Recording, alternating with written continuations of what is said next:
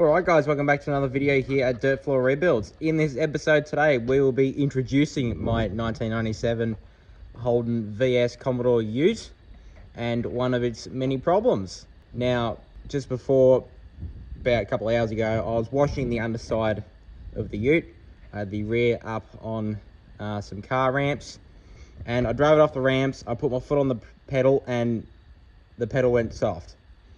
Now, the reasoning this happened is because there is a hole in the metal line up here, just there. There's a hole in that little line. So this probably happened because when I was pressure washing, I probably knocked all the dirt and the loose rust off the lines, and it was probably really thin in that point, and I put my foot on the brake and it just broke through. So what we're going to do is we're going to remove the old line and we are going to replace it with a new one. We're going to have to make our own brake line, or we might have to cut a section out of the brake line and replace it with new ones and put a joiner in it. So what we're going to do first is we're going to disconnect it up here where it's easy to get to, and then we're going to start tracing the line back, and we're going to remove all the clips. And if we have to, we might actually have to remove all of the high pressure fuel lines as well, just to clean them up a little bit and paint them, just so the roadworthy man's happy. So yeah, let's get stuck into it. So the thing with brake fluid is it's corrosive. So whenever you're dealing with brakes and brake fluid or bleeding brakes, make sure you clean up really well. Make sure you try and catch most of it with a rag. Otherwise it'll leak through your paint and things will start to go rusty, which is not good.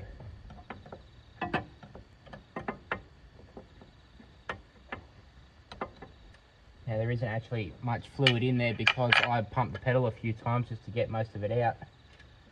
Right, so now we have to follow the line back and start removing all the clips that hold the line to the body.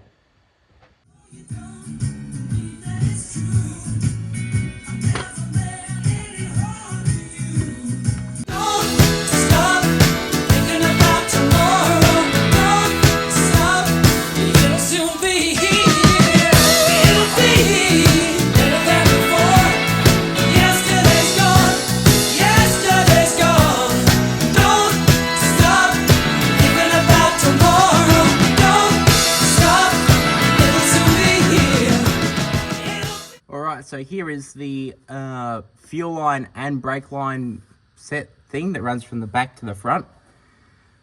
So up here we have one of these little things to hold it together. Now we're going to have to remove that.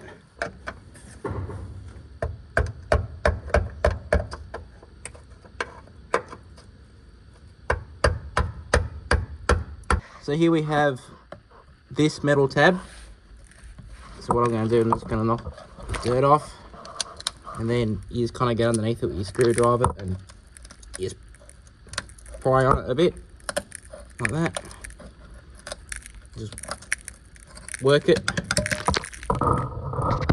Now most of the time you should just be able to bend them with your hands. Same for the other one. Bend it up, just like that. It's gonna be complex. I'll get back to you after I figure something out. Alright, so I have bent these tabs away, and the whole assembly is just kind of sitting there at the moment. So there's these little doohickey things here, these clamps that hold it together. Now I don't know how they come apart, but I don't think I'll be able to take it apart while it's in the car. So what I'm going to do is I'm going to remove all of these lines together, replace the brake line, and then clean these all up and then paint them and get them all looking new again. So what I'm going to do is I'm going to disconnect it at the fuel rail, and I'm going to pull the fuel tank out and pull all these lines out. So let's see if we can do that. All right, so to remove these fuel lines, we need a special tool that I don't have. So what we can either do is we can either remove the fuel lines off the back of the fuel rail, or we can, I know somebody that does have a tool. I have to wait until tomorrow to get that. That would just take theirs off. So in the meantime, we will start on removing the fuel tank.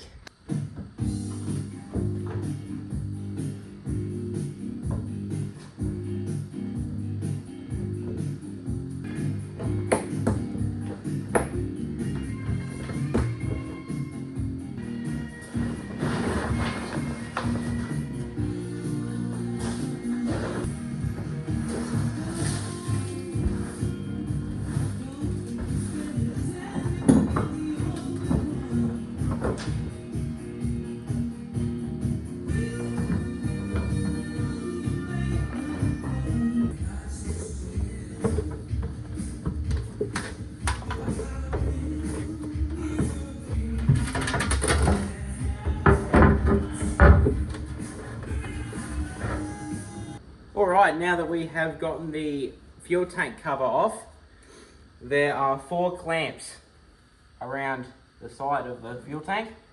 We're going to remove those clamps, and we're also going to remove this side panel because we need to remove the filler neck. And then, yeah, and then we'll move the fuel tank off to the side and we'll disconnect the fuel lines. So these are 17 mil.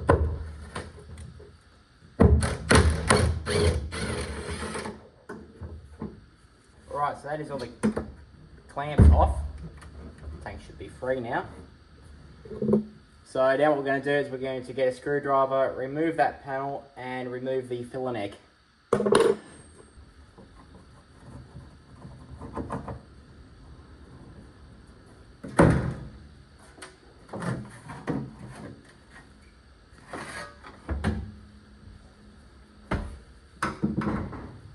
Alright, now with that removed, we need to remove the filler neck, which shouldn't be too bad.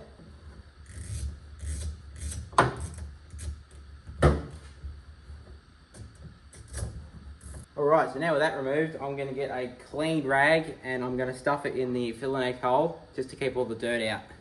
Alright, now that the fuel tank is out of the way, we can see what's actually going on. So we've got these little rubber things that go on the pinch weld on the tank. Don't lose those. So these lines will now push through. I'm going to take these rubber lines off, make it a little bit easier. So now with them out, these metal fuel lines, they're actually wobbling. So that's good. It means they're going to come loose. So what we'll do now is we'll probably disconnect the lines at the front. We'll have to get a special tool for that, unless I take them off the fuel rail, which is definitely possible. So yeah, let's see what carnage we can cause. Alright, so I have removed the fuel lines off the back of the fuel rail. That's the way I'm going to do it. And I've come to the realization that I'm going to have to take these heater hoses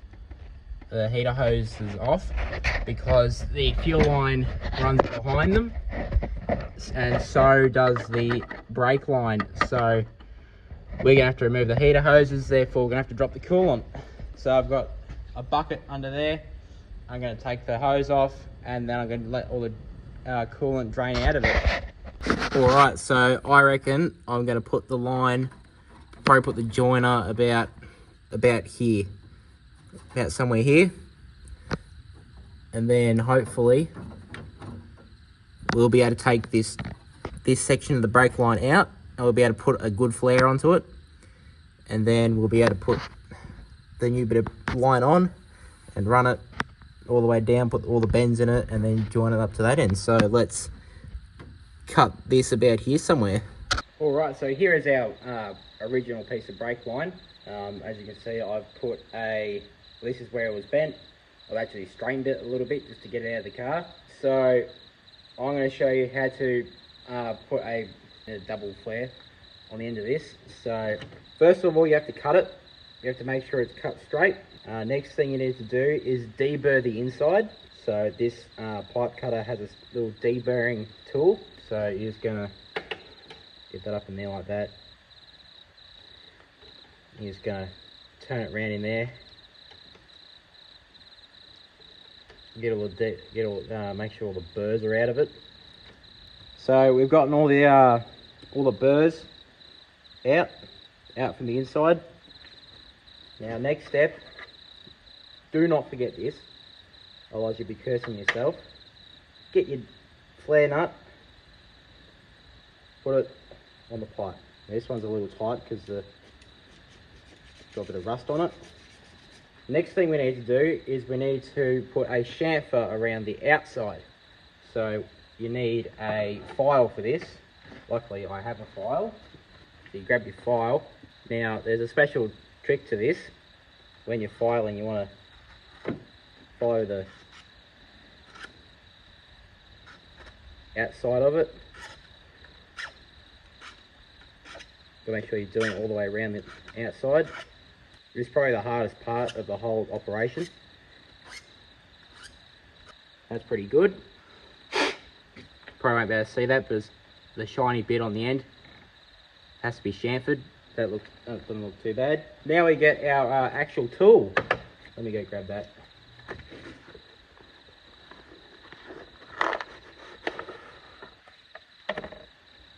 So here is our pipe bar. We're going to grab our brake line.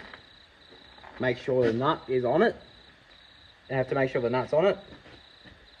Now this is a 3/16 line. We want to just get it snugged up in there. Now we want the 3/16 die. Now see how you have this thick part and this thin a bit. This has to be the same height. That has to be the same height as the pipe sticking up. That's pretty close there actually. You see that there? It's the same height. You can't really see it, but it's the same height. Now you want to do up the one that's closest to it and then wind the other one up so you get a better bite onto it. Now make sure your nut is on again. Now what we're going to do, we're just going to put him in there like that. Then we're going to grab our yoke and get him on there. Now we're going to get our rod. We're going to do this all the way up until it stops. Right, that's done.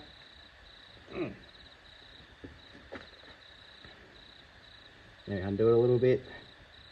Take out our first part. Make sure it's somewhat clean. Screw back down again. And we're going to wind it up again, pretty much until it stops.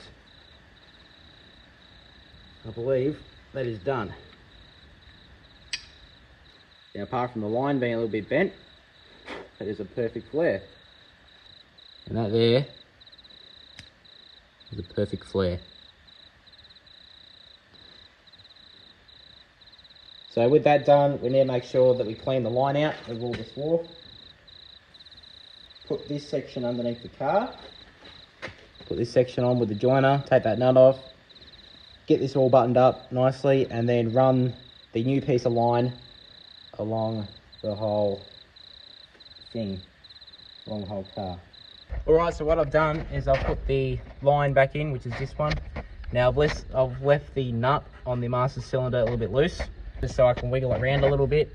So now we're going to climb underneath the car, and we're going to get the line all where it's supposed to be. Then we're going to put a little bit of a jostle in it for the connector, and then we're going to connect our new piece of line and then we are going to run the line where the original line was. So let's get into doing that.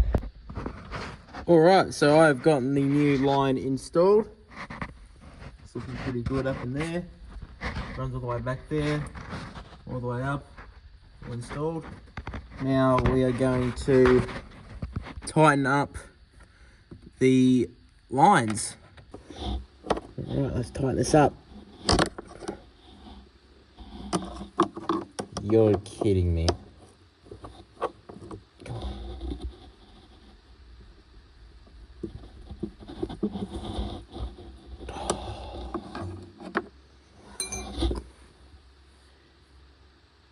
For fuck.